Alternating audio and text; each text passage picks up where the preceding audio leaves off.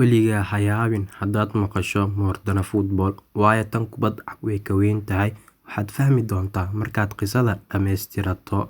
Ma ogtahay in dalka Serbiya ay xasuuqi jirtay dagaaladan la geli jirtay waddamanka jaarka leh ee Muslimiinta sida Albania iyo Bosnia, taasoo sababtay dadyoga labada waddan inay qaxaan ama haajiraan.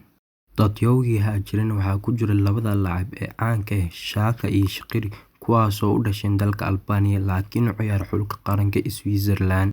Wuxuu waqtigu socdo maalmahan isdaba joogaan waxaa la gaaray xilli ciyaareedkii 2018 ee ay u imaatay fursad aad u qaali ah ay ugu aari karaan waddankoodii hooyo. Koobkii adduunka ee 2018 waxaa isku guruub noqday wadamada Serbiya iyo waddanka ay u haajireen Xhaka iyo Shaqiri ee Switzerland. Dadku waxay usoo diyaar garoobeen ciyaar iyo xamaasad, laakiin Xhaka iyo Shaqiri waxay usoo diyaar garoobeen aarsi iyo dagaal, waxaana ciyaarta xamaasad u sii yeelayay inay labada xulba ay wataan dhibco isku mid ah, ayna tahay kulankii ugu dambeeyay ee guruubyada kii laga raayay oo bixi doono. Markiiba kulanka bilaabay, xulka qaranka Serbiya la yimaaday gool, waxayna u egtahay nabaradii Xhaka iyo Shaqiri in la sii dinqi doono nabarka loogu sii dari doono.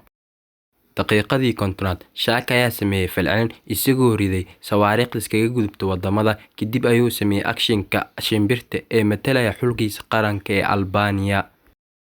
With the equalizer. What a strike that is! And Switzerland for the second time at this World Cup have come. Shaqiri ayaa markiisa sigana weerar soo qaaday, laakiin nasiib xumo birta ayay kaga dhacday.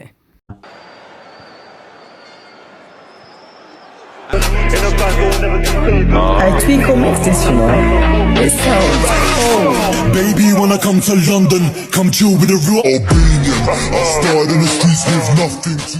Daba sidaas waxaa koobka adduunka iskaga haray xulka qaranka Serbiya iyagoona aarsadeen Xhaka iyo Shaqiri. Haddaba maxaad ka fahantay oraahdeedii Mordana Football?